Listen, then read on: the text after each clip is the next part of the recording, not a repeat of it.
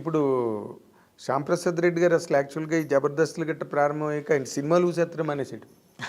ఆయనకి ఇది చాలా చాలా రిలీఫ్ ఉంది, చాలా హ్యాపీగా ఉంది సార్. టెన్షన్ లేదు. టెన్షన్ లేదు. అది కాక సినిమాకి నాకు తెలిసి ప్లాన్ చేస్తారు సార్ త్వరలోనే ఏదైనా మంచి. ఎందుకంటే అరుంధతి తర్వాత ఇంకా ఆయన మంచి సబ్జెక్ట్ కోసం చూస్తున్నారు సార్. అవునా? Okay okay. అదే ఆయన చేస్తే ఏది చేసినా ప్రతి సినిమా చాలా డీప్గా ఉంటాయి. అన్ని సినిమాలు అంకుశం కానీ, ఆహుతి, తలంబ్రాలు, అరుంధతి, ఈవెన్ అంజీ అసలు ఏం ఫిల్మ్ అది. నిజంగా లేట్ అవ్వడం వల్ల కొంచెం అది డిస్టర్బ్ అయింది కానీ, బట్ ఇప్పుడు దాన్ని కల్ట్ ఫిల్మ్ అంటున్నారు, కుర్రాళ్ళందరూ దాన్ని ఫాలో అవుతున్నారు. అవును సార్, అలాంటి క్రియేషన్ అప్పట్లోనే వచ్చిందా అన్న ఒక ఇది కూడా. కోడి రామకృష్ణ గారు అసలు మాస్టర్ కదా ఆయన. ఇండియన్ స్పిల్బర్గ్ అంటే ఆయనే అనాలి అసలు యాక్చువల్గా చెప్పాలంటే. లేకపోతే ఆ అమ్మూరు ఏంటి, అవి అరుంధతి, ఆ టైంలో అరుంధతి అప్పుడున్న యంగ్ డైరెక్టర్లకి పోటీగా అరుంధతి లాంటి సినిమా ఆయన పెద్ద హిట్ కదా, చాలా పెద్ద హిట్ సార్. చాలా పెద్ద హిట్. అనుష్కకి లేడీ ఓరియంటెడ్ అంత పెద్ద హిట్ అవ్వడం మామూలు విషయం కాదు సార్. అవును అవును, అది సచ్ ఎ గ్రేట్ డైరెక్టర్. అవును సార్, కోడి రామకృష్ణ గారు. ఇండస్ట్రీ చాలా మిస్ అయినట్టు సార్. అవును. ఇప్పుడు చిన్న ఒక నీ ప్రయాణం గురించి కనుక నువ్వు ఆలోచించుకుంటే, ఎక్కడ మీది ప్రకాశం జిల్లా కదా? అవును సార్. ఆదయ్య, ఆదయ్య ఆదిగా మరి, ఆది హైపర్ ఆదిగా మరి. హైపర్ ఎలా వచ్చింది నీకు? అదే సార్, నాదేంటంటే సార్ ఆ స్కిట్స్లో నాది ఫ్రస్ట్రేషన్ టైప్ మూడు ఉండేది సార్. ఎక్కువ వైఫ్ అండ్ హస్బెండ్ చేస్తే నేను హస్బెండ్లో ఉండి వైఫ్ మీద ఫ్రస్ట్రేట్ అవ్వడం, అలాంటి స్కిట్లు ఎక్కువ పడ్డాయి సార్. ఇది హైపర్గా ఉన్నాడని చెప్పి మన డైరెక్టర్లు పెట్టారు సార్. అది హైపర్ అని భలే సెట్ అయింది నీకు. హైపర్ అదని అదేదో అసలు చూడు, మామూలుగా మన బయాలజీలోని వాటిలో నామినిక్లేచర్ అంటారు చూడు, అలాగా మా వాళ్ళందరికీ ఆ పేర్లేసే. వాళ్ళు ఈ ప్రాబ్లం ఏంటంటే సార్, ఎన్ని సినిమాలు చేసినా ఈ పేరు మారట్లే. ఈ పేరు మారదు సార్. శకలక శంకర్ అని, ధనాధన్ ధనరాజ్ అని, తర్వాత హైపర్ వండర్స్ అని, తర్వాత మనోడు సుడిగాలి సుధీర్ అని, అంతే సార్. అలాంటివి ఏవో ఉంటుంది సార్. ఒక టైం ఉంటుంది, ఆ టైంకి మారుద్ది సార్. అది వేణు వండర్స్ అని అనేవాళ్ళు సార్. బలగం పడగానే బలగం వేణు అయ్యాడు సార్ ఇప్పుడు. అలాంటి ఏదో ఎక్కడో ఉంటుంది సార్ అలాంటి సబ్జెక్ట్. బలగం అన్నది ఒక ల్యాండ్ మార్క్. అవును సార్. సినిమాని ఒక మలుపు తిప్పింది కదా. దాన్ని అలా చెయ్యాలని ట్రై చేస్తున్న వాళ్ళు చాలామంది ఉన్నారు. మొన్న కూడా శ్రవంత్ రవికిషోర్ గారు మలయాళం సినిమా ఒకటి డబ్ చేసి రిలీజ్ చేసాడు. అలా ఉంటుంది. దేని మీద చూసాను సార్, చిన్న టీజర్ చూసాను. అలా ఉంటుందని. సో మీరు అందరూ కూడా ఇండస్ట్రీలోకి, టీవీ ఇండస్ట్రీలోకి వచ్చి వాటి రూపురేఖలను మార్చేశారు కంప్లీట్గా. సినిమా ఇండస్ట్రీ మిమ్మల్ని చూసి క్రేజ్ ఫీల్ అయ్యే రేంజ్ టీవీ ఇండస్ట్రీకి తెచ్చారు మీరు. అంతకు ముందు లేదు అది.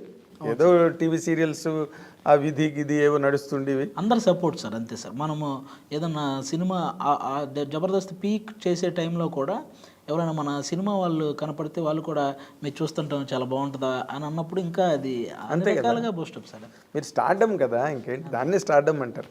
ఇప్పుడు నార్మల్గా మీ ప్రకాశం జిల్లాలో మీ ఊళ్ళో చదువుకుంటూ, ఓ పక్కనేమో ఆస్తులు అమ్ముకుంటూ, తల్లిదండ్రులను దీనావస్థలో చూస్తూ, ఈరోజు మెగాస్టార్ చిరంజీవి గారి దగ్గర కూర్చుని ఆయన్ని చూసానయా నీ ఇది అని, బయటికి వెళ్తే గెస్ట్లుగా వెళ్తే అది తీసుకునే రేంజ్ వచ్చేసి, అసలు ఈ ప్రయాణం చూస్తే నీకేమనిపిస్తుంది? అది నిజంగా చాలా హ్యాపీ సార్. నాకు మన ఆ జర్నీలో నాకు అర్థమైంది సార్, మన పేరెంట్స్ హెల్త్ మన సక్సెస్ మీద డిపెండ్ అయ్యిందని నాకు అర్థమైంది సార్. అది మన పేరెంట్స్ హెల్తీగా ఉండాలంటే మనం సక్సెస్ఫుల్గా ఉండాలి సార్. అది కంపల్సరీ. వాళ్ళు అప్పుడు వాళ్ళకి చిన్న తలనొప్పి కూడా రాదు సార్. వాళ్ళకి ఇంత ఏజ్ వచ్చినా సార్ ఇంక వేరే బాధ ఏమీ లేదు సార్. లేకపోతే వాళ్ళ ఆరోగ్యం మొత్తం పాడేది సాడు మనం ఏదన్నా డిస్టర్బ్ అయి ఉంటే. ఈ సక్సెస్ అవ్వకుండా ఏదైనా మనం డిస్టర్బ్ అయి ఉంటే సార్ ఖచ్చితంగా వాళ్ళ హెల్త్ అప్సెట్ అయిపోతారు కదా, మొత్తం సిస్టమ్ అంతా పాడైపోతుంది. అవును సార్. నాకు ఎక్కువ హ్యాపీని ఇచ్చింది అదే సార్. నేను సక్సెస్ అవ్వడం వల్ల నా పేరెంట్స్ ఆరోగ్యంగా ఉన్నారు. అది నాకు అంతకు మించిన వేరే ఇదే. సక్సెస్ఫుల్గా ఉండడం, ఆరోగ్యంగా ఉండడం పక్కన పెడితే అసలు ఊళ్ళో కింగ్లు అయిపోయారు కదా అక్కడ. సార్ అది ఆటోమేటిక్గా వన్స్ మనం ఏం చేసినా ఎంకరేజ్ చేయడానికి మనకంటూ ఒక ఊరు ఉంది. అది వాళ్ళు ఎప్పుడూ సపోర్టివ్గా ఉంటారు సార్. వాళ్ళు గుడ్. నీ ఫ్రెండ్స్ అందరూ ఏమంటారు నేను చూసి? అందరూ హ్యాపీ సార్. నేను ఇంటికి వెళ్తే అందరూ వస్తారు సార్. బీటెక్ ఫ్రెండ్స్ కూడా సార్. అందరూ బీటెక్ లాగా ఎప్పుడైనా గ్యాదర్ అవుదామని అనుకుంటాం సార్. ఏదో పాసిబుల్ అవ్వలేదు. ఒకసారి ఒక ఫ్రెండ్ పెళ్ళికి అయితే వచ్చి అక్కడ అందరం గ్యాదర్ అయ్యాను సార్. ఆ విధంగా ఒక్కసారి కలిసాం. కానీ కాలేజీలో ఒకసారి మళ్ళీ అందరం రీయూనియన్ అవ్వాలి సార్. అదే యాల్యూమ్ని మీరందరూ కలవాలి. అవును సార్. Good good. అసలు నీ జర్నీ, నీ తాలూకా ట్రావెల్ ఏదైతే ఉందో ఇండస్ట్రీలో నువ్వేం పడ్డావో, ఇంకా అవమానాలు ఏమన్నా అనుభవించావా? అంతే సార్, కష్టాలే సార్ ఎక్కువ. అదేలే, అవమానాల కన్నా కష్టాలు ఎక్కువ. కష్టాలు ఎక్కువ సార్. నీ బిహేవియర్కి అవమానాలు తక్కువ పాళ్ళు ఉంటాయిలే. అదే నీ బిహేవియర్ మంచి బిహేవియర్ కాబట్టి sir, maximum you know where to stop. అంతే సార్. ఎక్కడ ఆగాలో తెలుసు నీకు. అదే నీ సక్సెస్కి అవును సార్. అసలు ప్రధాన కారణం నాకు తెలిసినంత వరకు నీ కెరీర్. ఎక్కడెక్కడికో వెళ్ళేవాళ్ళం సార్, అది అర్థమయ్యేది కాదు. ఈ జూనియర్ ఆర్టిస్ట్తో పాటు కలిసి కూడా వెళ్ళాను సార్ అప్పుడు. ఈ లెజెండ్ అవును sir, legend cinema song shoot అన్నపూర్ణలో జూనియర్ ఆర్టిస్టులతో పాటు కలిసి లోపలికి వెళ్ళిపోయాను సార్. వాళ్ళతో పాటు లోపలికి వెళ్ళి వీళ్ళ పైన బాలకృష్ణ గారును సోనా చౌహాన్ ఆమె పేరు, ఆ అమ్మాయి, వాళ్ళిద్దరు డ్యాన్స్ చేస్తుంటే మేము అటు పక్క అందరూ డ్యాన్స్ చేస్తుంటారు సార్. అందులో ఆ స్టూడియో లోపల అది సాంగ్ షూట్. వాళ్ళలో నేను కూడా ఉంటాను సార్, ఒక చోట ఎక్కడో చిన్న పెట్టి ఉంటుంది సార్.